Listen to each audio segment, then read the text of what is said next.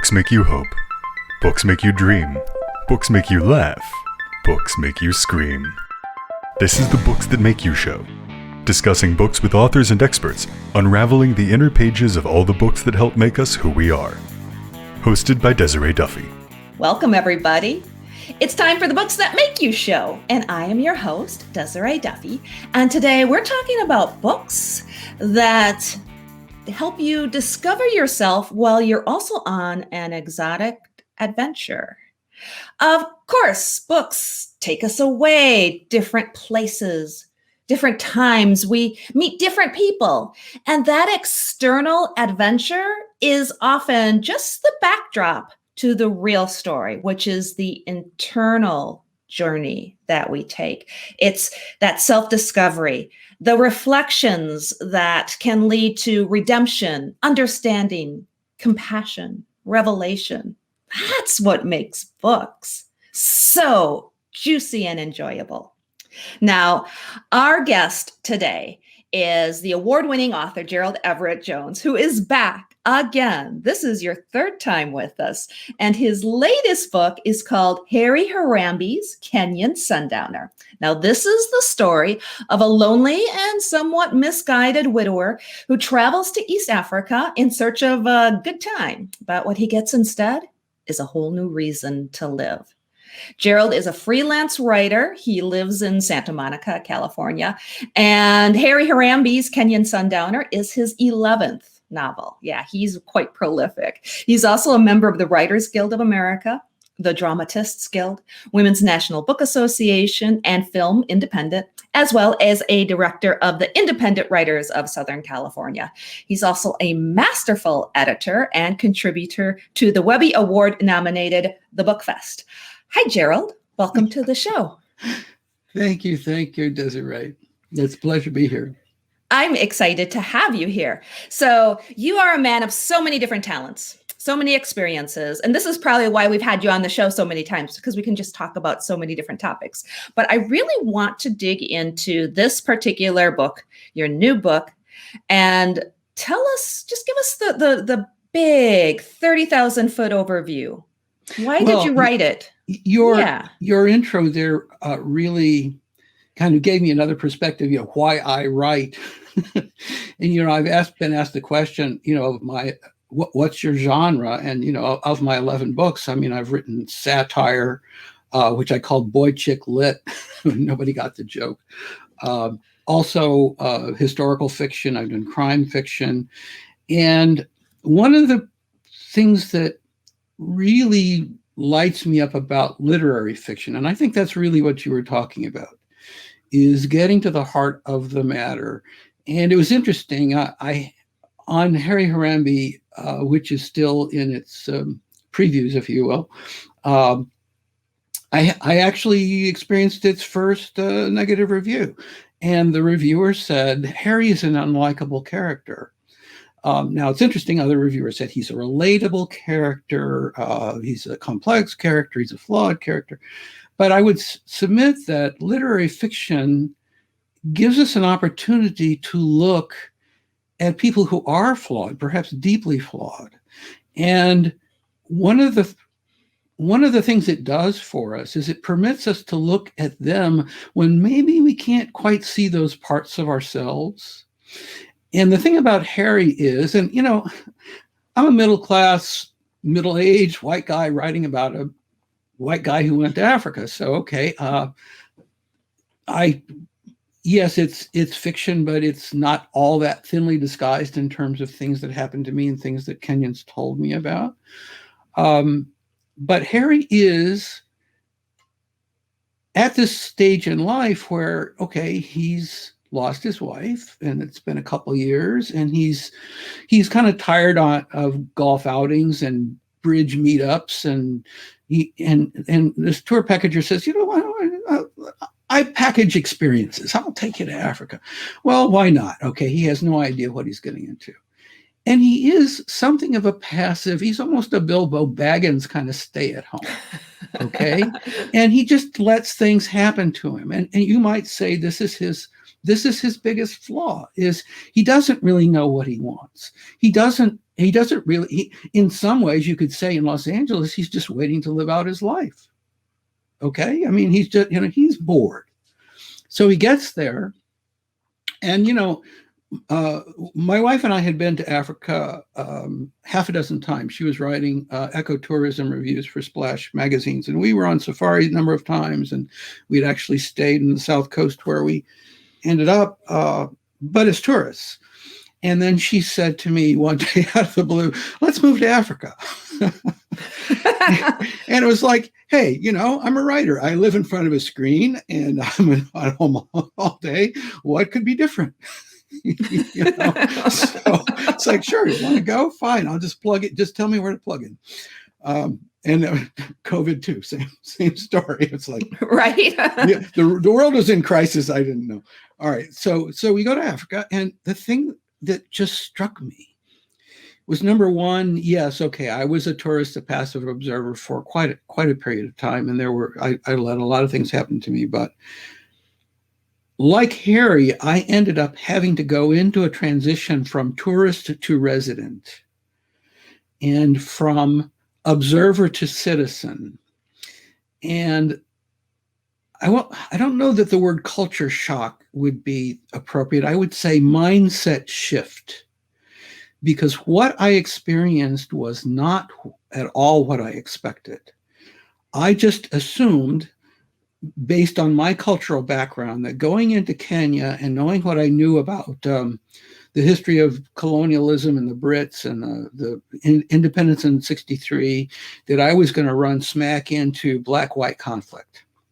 Okay, I'm going to have to be perpetually apologizing that I'm the white guy and explaining why I'm here.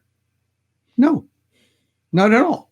Mm-hmm. If anything, as a tourist, I'm a business opportunity. This is post-colonialist. Kenyans are running the show. The Brits that are left, like the Germans, like the Belgians, like the Dutch, also like the Indians. Many of them are Kenyans now. They're second generation, maybe third generation. It's interesting because Harry's nickname, Harmabee, Harambee is the Kenyan national motto. It means we are one. Okay, I love all of this.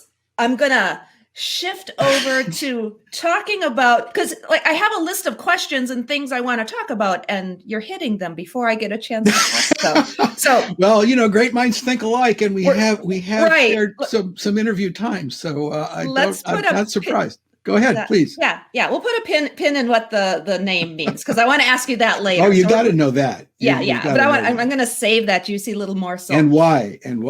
Yeah, exactly. So, okay, just to underscore, the beautiful thing, the magical thing about books and why we read them is because we do love those character flaws. And if you're bringing to light something that might be a hard truth, a bitter pill for some people to swallow, then that's what it is. Nobody ever said that all books are for everyone and all characters are for everyone. So I just wanted to say props and kudos for bringing an authentic voice to your character. Whether there's parts of you in there or parts of other people or not, there's an underlying truth. And I think that's what's important. I'm not admitting to what parts of myself are.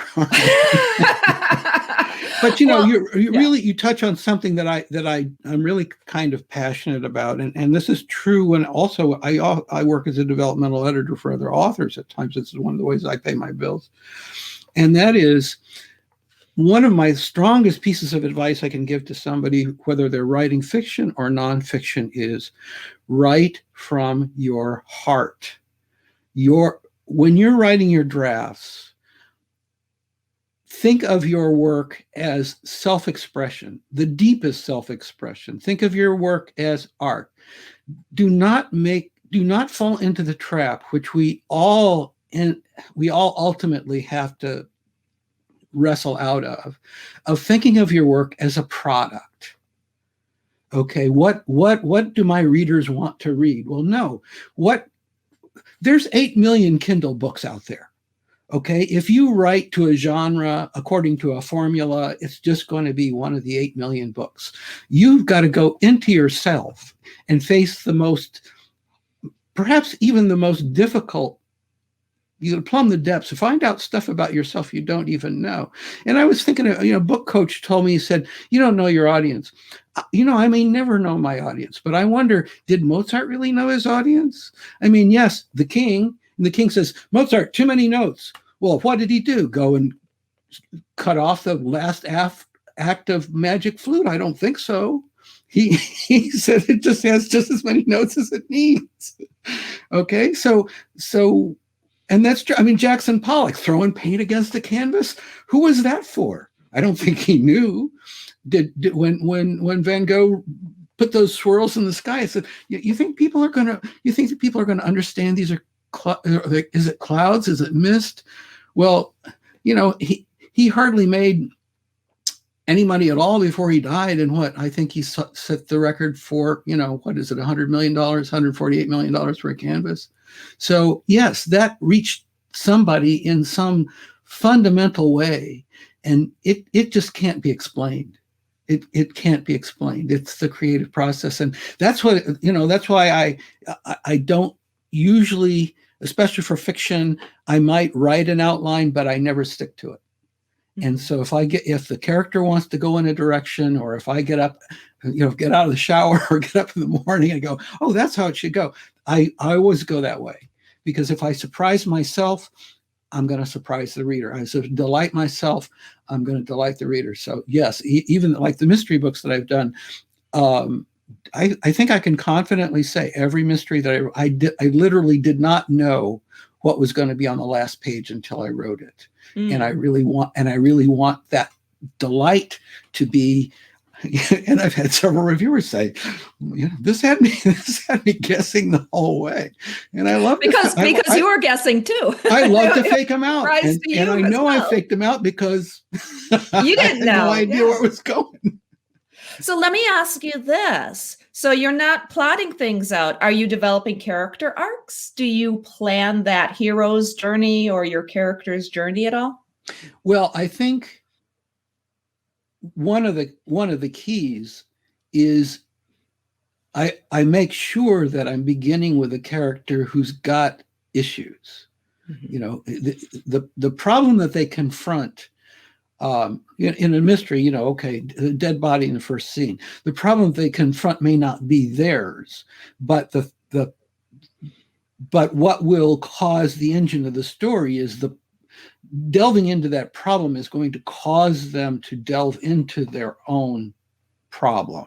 And I once heard a critic talk about film noir, and that the darkest film noir is about the detective that digs into the darkest, most evil parts of the city, and then finds out that the cause of the crime was actually something that he did. It's just so creepy. Yeah. But the monster is inside of us. Discovery, isn't that incredible? It's like, wow. And I will say, I think also that goes with this culture shock, with this Kenyan mindset. Is Kenyans, their unofficial motto is corruption is the mother of Kenya, and they're very open about it, and many of them feel there's nothing they can do about it. And yet, so how do you live in a world where you feel as though corruption is everywhere, and still do things that you feel are worthwhile, or that help people, or that support your family, or and this is a different. We've got a very American exceptionalist mindset here, where we feel like, well, we don't,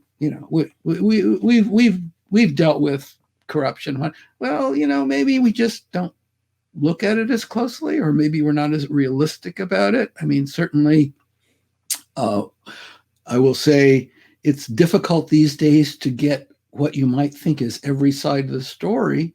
And so, it comes back to our responsibility of, well, am I really understanding all of it? It's not straightforward. It's literally not black and white. Yeah. And one of the questions that your book raises is love transactional? Would you like to speak to that? Well, yeah, I mean, love is certainly a complicated topic, and we've got all kinds of cultural cultural issues that come along with, popular music and, $10,000 weddings and all like that. But let's talk about it from the standpoint of simply friendship, because I'd go so far as to say every human interaction is transactional. And this is one of the aspects of the Kenyan mindset that really struck me, is that it wasn't very long. I hadn't been in country very long before I would hear people speak fairly proudly and sometimes jokingly about how much Kenyans love to game each other. Okay. You got 43 different tribes in Kenya. Now, I've since been told tribe is not a word we should use. It's ethnic group or ethnic society, separate question. But anyhow, Kenyans are very open about the fact that if your best friend asks you for money, you should give it to him. Okay, but you should also understand that you may never get paid back. Now, if you don't get paid back, your friend needs to understand is the next time you have an opportunity, you might short cheat his bid. you might work a trick on him, or you might embarrass them in front of their friend, whatever it is. But the thing is, no matter how that payback occurs, you're still friends. Mm-hmm. Okay, that's not really. That's a shift in mindset. And I was thinking about this in terms of love, in terms of dating and relationships and marriage and all those kinds of interactions. And I was thinking, well, even unconditional love. I mean, let's think about, Mother Teresa, whatever. Okay, if I actually believe that I love you unconditionally, what is my benefit? Well, my benefit is I'm going to release myself from worry about what you do next that might affect me. I'm going to release myself from the worry of judging you from day to day. And you think about a parent and a child, a rebellious teenager, for example, there's going to be things that they do that absolutely infuriate you. Okay, but somehow through that, you still can't help but love them. I mean, and so it is a shift in mindset. I mean, the statistic I read the other day is that in Nairobi, it may be that like 50% of the people are unemployed. They have no visible means of support. So it is a Kenyan ethic is that the wage earner of a family, whether you happen to be a son or a daughter or a cousin, whatever, a typical wage earner may actually support 30 people. Okay. And so if your cousin comes to you and says, I need this money or I need this favor or whatever, okay, it's expected that you're going to give it. Okay. If you are assigned, if the government sends you to a teaching job 100 miles from home and you have to put your kids in boarding school, you're sending your paycheck home. And this is just part of the culture because this is the way things are, and it is a different social structure than we are used to, and it's something that it's a structure you learn to live within, and sure. I won't say that you learn to game it, but and some have, perhaps more accomplished at than I am and more experienced. But I mean, one of the reasons we came back to the United States was things got a bit too interesting there, logistically and legally and whatever. But we came back here and guess what? Suddenly things were a whole lot more interesting here. And then we had a worldwide pandemic. So part of the plot of this book is Harry stays past the pandemic outbreak. And that does eventually propel him to action.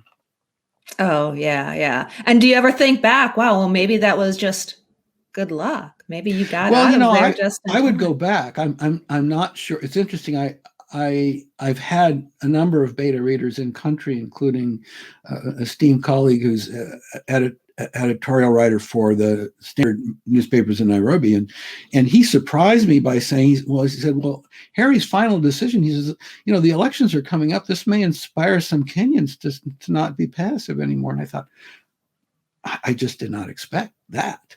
And yes, I would love to go back, and yet, are they going to let me back in country if they think this book affected the elections? I don't know. I'd be gratified if people find any inspiration in the book. I did not write it as a political tract or as anything that would necessarily influence anyone's behavior. It's just, again, this is what Harry saw, and this is how he reacted to it. And I felt as though that was being authentic, honest, and in fact, yes, I think some of the things that were expressed to Harry are stereotypes. I have a Scottish Kenyan, a Kenyan-born Scot, delivering a whole speech to Harry about how corrupt philanthropies are, and indeed, some are, and yet. Does that mean I think people shouldn't contribute to philanthropies, or that anything that he said is true? I don't know. It's just something somebody said to me. Sure. Can you tell us, we'll circle back to that juicy morsel. What's the title of the book mean? What is Harambee? Harambee, as I say, is the Kenyan national motto, and it means we are one, or one from many. And e pluribus unum, we're still trying to work that out too, aren't we? But jokingly, his friends start calling him Harry Harambee, and it's in some ways it makes him feel like, am I getting? I mean, he's a little bit hip to this, getting played, and he wonders, okay, well, does this mean everything in my pocket is there for everybody else? And he comes to realize that it isn't a term of endearment. I mean, one of the engines of drama in the book is that he's actually being drawn into a scam, and the question is, well, who's the architect of this scam, and what's their objective, and should he step into it? And one of the questions he has to ask himself is, the people who are closest in his life, they seem to be involved in it in some way, but is their purpose to somehow disenfranchise him? Are they trying to play him? And the question is, if not, then are they on his side? And it's a complex equation. If people are out to serve themselves and somehow benefit from the system, and yet they don't mean any harm to you, how do you feel about what it is they're engaged in? And that's coming back to, Camus and the existentialists during World War II. Why is there evil in the world? How do I live with it? And Camus just said, to use the polite term, you have to get your hands dirty. You can't be afraid to put your hands in the mud. Okay. Mm-hmm. The mud's there. Okay. Are you going to just simply walk away from it and clean your boots and say, all right, we'll just let everybody else step into it? Or, human relationships are complex and troublesome. And this is what we deal with on a day-to-day basis. So. Let's talk a little bit about some of your other writing too, because you are a multi-award winning author. Preacher Finds a Corpse, Clifford Spiral. Give people a little bit, because this is your 11th novel. So give us a little bit of the rundown on some of your other books as well. Yes, of course. I really turned to novels. I wouldn't say I was semi-retired, but I'd had a fairly long career writing business and technical books. And I was actually represented by, I believe they said that they were the largest agent in the world for nonfiction books, and Chicken Soup for the Soul and the Idiot's Guides, the Dummy's Guides, all of those. And the thing was that I had been their client for, was it 30 years? I mean, it was a long time. And so I had these novels, and I said, well, okay, what are you going to do for me? And they refused to take them out. We don't represent fiction. Mm-hmm. And that was a stunner to me. And so I got into self-publishing and small press. I have my own small press imprint at a time when print on demand was just beginning. One of my books had gone out of print. How to Lie with Charts had gone out with, it would become something of a textbook in business, and it actually won an award last year in my small press. That book I re-released, self-publishing, one of the very first ways that print on demand was done. And so that was at a time when there might have been, I don't know, 500,000 Kindle books. I mean, Kindle didn't even exist yet. Right. So then I did a series of 3 satires, the Rollo Hemphill Misadventures, and those were all about a young guy failing upward. He was like a hacker, and he was just basically skirt chasing back when that was okay. And it was basically a young guy's misadventures. And so I wrote 3 of those. And then I met an attorney who had prosecuted a case against the LAPD, and I did a crime novel, Chokehold. Yeah. And that was a sobering experience in some ways. And I had to write some of it from the standpoint of the cops. I realized I couldn't do a victimization novel without somehow getting inside the heads of the people who had perpetrated the crime. And yet, and it became clear that they'd invited themselves into a situation they couldn't control. And their choice was, do I shoot the guy? Because he's 5 times bigger than we are, and he'll kill us if we don't kill them. It's like, and it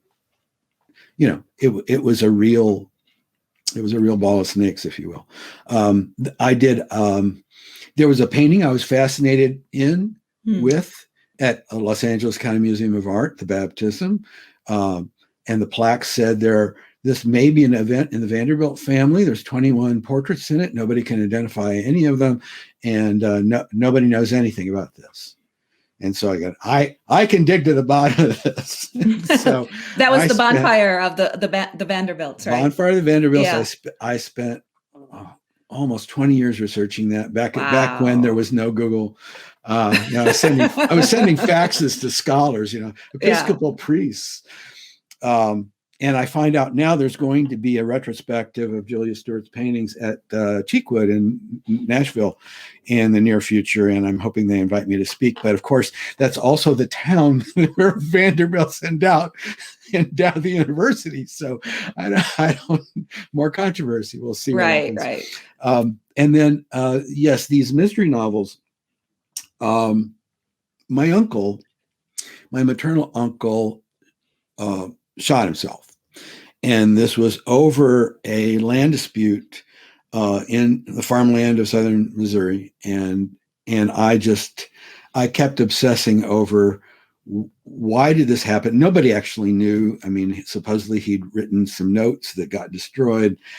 And so I used that to, I was raised a Southern Baptist, and I'm kind of now, I guess you'd say, a New Thought person. But so I have my main character being a young man who'd gone to divinity school, Harvard Divinity, and kind of fell fell off the wagon of being a minister, goes to MIT, studies astrophysics, decides there might be no answers there, and goes back home to farmland, to his roots.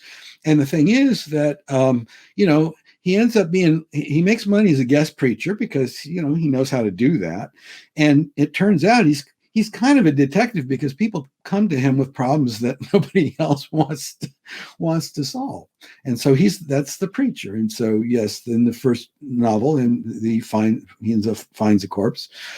And in the second novel, Preacher Fakes a Miracle, he realizes that the way out of this might be just to pretend that he's invoked divine healing to get out of his situation. And the third one is going to be Preacher Raises the Dead, and yeah, it's gonna be controversial. It's gonna be all about euthanasia and near death experiences. So I'm hoping I get a few people upset with that one. Oh yeah, definitely. Lots to look forward to. Gerald Everett Jones, an author of many talents, nonfiction, fiction, lots of mystery, lots of intrigue, lots of thought-provoking questions from his writing. So give everybody the link to your website. Where can people find out more about you, find your books, find Harry and your other books online? GeraldEverettJones.com is where my book list is, where I blog, and there's even a link where you could get a complimentary review copy where hopefully you'll throw some stars on it, or at least tell your friends. So GeraldEverettJones.com. I use the middle name so that when you Google my name in quotes, hopefully that page is going to be only me. Yes, the one and only. My ego is that big. The one and only. Gerald Everett Jones, thank you so much for being here today on the Books That Make You show. It's been a pleasure. Desiree, thank you, and love and transactional hugs to all the Duffies. Thank you, my friend, and thank you everybody for being here as well on the Books That Make You show. Please, my friends, find us on our website. It's booksthatmakeyou.com, and we're also on Facebook and Instagram, and of course YouTube, where you can check out past episodes of the show, plus the BookFest activities, and so much more. Make sure you subscribe to our YouTube channel, please, my friends. Until next time, all of my book buddies, please enjoy all of the books that make you exactly who you are. The executive producer for Books That Make You is Desiree Duffy. Produced and sound mastered by Phil Giangrande. Engineering by Dave Nabox. Social media and promotion by Bree Sweeter. For more, visit booksthatmakeyou.com.